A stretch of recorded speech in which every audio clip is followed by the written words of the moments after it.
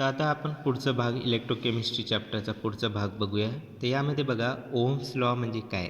तर ohms law म्हणजे काय, एखाद्या तारेच्या दोन टोकामध्ये ज्यावेळेस आय करंट फ्लो होत असतं तर ते आय करंट हे पोटेन्शियल डिफरन्सची समप्रमाणात असतं आणि जे दोन टोकामधलं जे रेझिस्टन्स आहे तर त्याच्या व्यस्त प्रमाणात असतं. तर काय स्टेटमेंट कशी म्हणणार, the electric current flowing through conductor is directly proportional to difference in potential difference आणि inversely proportional to resistance of conductor. ठीक आहे. तर या ठिकाणी रिलेशन तुम्हाला देत आहे according to Ohm's law I is directly proportional to V आणि इन्व्हर्सली प्रोपोर्शनल टू आर. तर यामध्ये मिनिंग लक्षात घ्या. आय म्हणजे इलेक्ट्रिक करंट ॲम्पियरमध्ये असणार, व्ही पोटेन्शियल डिफरन्स व्होल्टमध्ये असेल, आर रेजिस्टन्स कंडक्टर ओहममध्ये असते.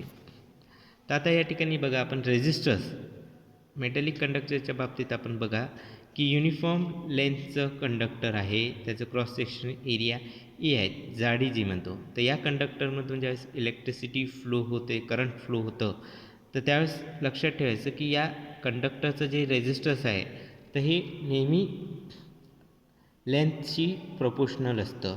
जेवढी लांबी जास्त तेवढं रेजिस्टन्स असणार.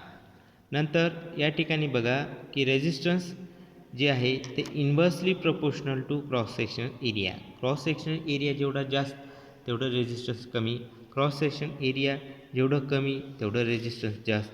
तर ही एक रिलेशन त्यामध्ये लक्षात ठेवायची. तर यामध्ये बघा क्रॉस सेक्शन एरिया ए आणि लेंथ ऑफ कंडक्टर एल हे रेजिस्टन्सच्या अशा रिलेशनमध्ये तुम्हाला दिसत आहे. आता प्रोपोर्शनॅलिटी साईन ज्यावेळेस आपण रिमूव्ह करतो तर रो जो आहे कॉन्स्टंट त्या ठिकाणी इंट्रोड्यूस केलेला आहे. तर त्या कॉन्स्टंटला स्पेसिफिक रेजिस्टन्स म्हणायचं. काय म्हणायचं, स्पेसिफिक रेजिस्टन्स. तर आता आपण unit of specific resistance find out करायचं आहे. तर स्पेसिफिक रेजिस्टन्स म्हणजे काय, तर या ठिकाणी लक्षात घ्यायचं की स्पेसिफिक रेजिस्टन्स म्हणजे कंडक्टरची लांबी 1 सेंटीमीटर आहे, क्रॉस सेक्शन एरिया 1 सेंटीमीटर असेल तर त्यावेळेस जी रिलेशन आपल्याला मिळते तर या ठिकाणी एक बघा रिलेशन आर रेजिस्टन्स हे directly proportional to L by A आपल्याला माहीत आहे. जेव्हा प्रोपोर्शनॅलिटी साईन रिमूव्ह करतो तर तुम्हाला रो जे आहे स्पेसिफिक रेजिस्टन्स मिळतं. आता स्पेसिफिक रेजिस्टन्सचा फॉर्म्युला जर आपण बघितलात तर आर गुणिला ए अपॉन एल. तर आता या ठिकाणी बघा आरचं युनिट आपल्याला माहीत आहे ओहम, एचं युनिट सेंटीमीटर स्क्वेअर आहे आणि एलचं युनिट सेंटीमीटर आहे. मग 1 सेंटीमीटर त्या ठिकाणी कॅन्सल होतं आणि युनिट ऑफ स्पेसिफिक रेजिस्टन्स किती येणार, मग ओहम सेंटीमीटर येतं. ठीक आहे. तर या ठिकाणी आता आपण बघूया की what is mean by conductors. आता आपल्याला माहीत आहे की मेटलच्या बाबतीत आपण रेजिस्टन्स ही टर्म यूज करतो, परंतु इलेक्ट्रोलायटिक सोल्युशनसुद्धा एक प्रकारचं रेजिस्टन्स ऑफर करत असतात. तर त्या रेजिस्टन्सला आपण काय कशाने मेजर करतो, कंडक्टन्सच्या रूपामध्ये. डायरेक्टली आपल्याला त्या ठिकाणी रेजिस्टन्स मेजर करता येत नाही. तर आता या ठिकाणी बघा conductance is reciprocal of resistance. तर सी न आपण कंडक्टन्स रिप्रेझेंट करतो. तर C is equal to 1 upon R. तर यामध्ये बघा आरचं युनिट आपल्याला माहीत आहे ओहम, मग त्याचं इन्व्हर्स म्हणजेच काय होतं आहे ओहम इन्व्हर्स. तर कंडक्टन्सचं युनिट नेहमी लक्षात ठेवायचं, इट इज ओहम इन्व्हर्स.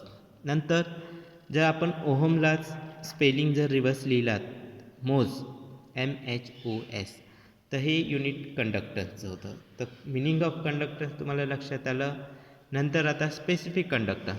आता आपल्याला स्पेसिफिक रेजिस्टन्स माहीत आहे, मग स्पेसिफिक कंडक्टन्स काय असतं, it is a reciprocal of specific resistance. ठीक आहे.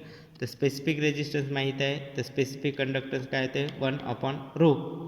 तर आता ही रिलेशन आता इथे बघा आपल्याकडे आहे relation rho is equal to R dot A upon L. तर त्या ठिकाणी आता आपण काय करणार, त्या ठिकाणी रेजिस्टन्स जे आहे तर कंडक्टन्स त्या ठिकाणी घेतलेले आहे आपण 1 बाय आर. तर आता बघा 1 अपॉन आर एल अपॉन ए. आता 1 बाय आर म्हणजेच काय होते सी कंडक्टन्स.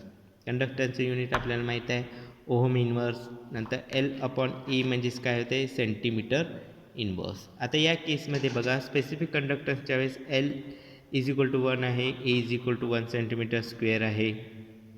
तर त्या केसेसमध्ये जेही लिक्विड आपल्या रेक्टँग्युलर टँकमध्ये येतात, तर रेक्टँग्युलर टँक त्याची लांबी 1 आहे, रुंदी 1 आहे आणि हाईट जी म्हणतो उंचीसुद्धा 1 सेंटीमीटर असेल, तर त्याचं वॉल्यूम काय येतं 1 सेंटीमीटर क्यूब. तर 1 सेंटीमीटर क्यूब जी आहे वॉल्यूमचं जर आपण कंडक्टिव्हिटी मेजर करत असाल तर त्या कंडक्टिव्हिटीला स्पेसिफिक कंडक्टिव्हिटी म्हणतात.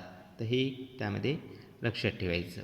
नंतर आहे आता आपल्याला इक्विव्हॅलेंट कंडक्टन्स. आता इक्विव्हॅलेंट कंडक्टन्समध्ये काय आहे की या ठिकाणी रिलेशन आपल्याला लक्षात ठेवायचं आहे की इक्विव्हॅलेंट कंडक्टन्स म्हणजे it is the product of specific conductivity आणि वॉल्यूम. जेवढंही वॉल्यूम आपण घेतलात तर त्यामधलं स्पेसिफिक कंडक्टिव्हिटी जी आहे तर त्याचं गुणाकार. तर या ठिकाणी जे 1 ग्राम इक्विव्हॅलेंट ऑफ सोल्यूट ज्यावेळेस आपण या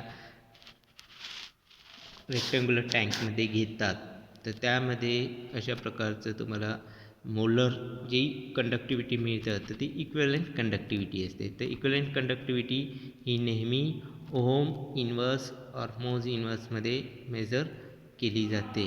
तर ते त्यामध्ये लक्षात ठेवायचं. तर ग्रॅम इक्विव्हॅलेंट म्हणतो आपण, ठीक आहे. नंतर या ठिकाणी मोलर कंडक्टिव्हिटी म्हणजे काय, आता नॉर्मल म्हणजे इक्विव्हॅलेंट वेट जर सबस्टन्स जर त्या टँकमध्ये डिझॉल्व केलं तर त्याला ग्रॅम इक्विव्हॅलेंट म्हणायचं. जर मोलर इक्विव्हॅलेंट नॉर्मली त्याची मोलॅरिटी जेवढं आहे तेवढं आपण जर द्रावणामध्ये सोल्यूट जर विरघळला तर त्याला मोलर कंडक्टिव्हिटी म्हणायचं. मोलर कंडक्टिव्हिटीसुद्धा इक्विव्हॅलेंट कंडक्टिव्हिटीप्रमाणेच फॉर्म्युला लक्षात ठेवायचं, स्पेसिफिक कंडक्टिव्हिटी गुणिला व्हॉल्यूम. तर जेही व्हॉल्यूम आहे तर त्यामध्ये किती मोल आपण सबस्टन्स डिझॉल्व केल्यात तर त्यावरून आपण मोलर कंडक्टिव्हिटी फाइंड आउट करू शकता.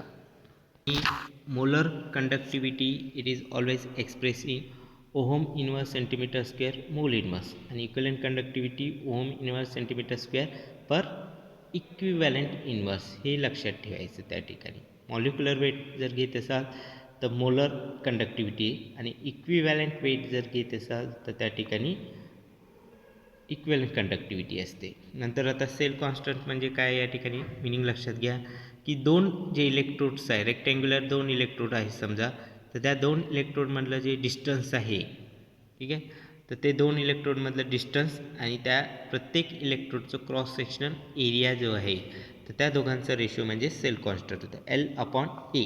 तर या ठिकाणी बघा तुमचे जे 2 भिंती असतात रेक्टँग्युलर, तर त्या 2 भिंतीमध्ये जेही सोल्युशन आपल्याला अवेलेबल आहे तर त्यालाच आपण स्पेसिफिक कंडक्टिव्हिटी म्हणतो. आता सेल कॉन्स्टंट म्हणजे काय होते, त्या ठिकाणी जे 2 भिंतीमधलं अंतर म्हणजे डिस्टन्स बिटवीन 2 इलेक्ट्रोड, ठीक आहे, आणि त्या प्रत्येक भिंतीचं क्षेत्रफळ या दोघांचं रेशो घेतलं की आपल्याला सेल कॉन्स्टंट मिळतं. तर आता या ठिकाणी रिलेशन बघा, specific conductivity is equal to 1/r L/E हे आपल्याला माहीत आहे. तर L/E म्हणजेच काय होतं, सेल कॉन्स्टंट. मग या ठिकाणी आपल्याला स्पेसिफिक कंडक्टिव्हिटी म्हणजेच रिलेशन 1/r सेल कॉन्स्टंट येत आहे. तर सेल कॉन्स्टंट त्या ठिकाणी 1/r म्हणजेच काय होते, कंडक्टिव्हिटी. तर या ठिकाणी cell constant is equal specific conductivity multiply by resistance.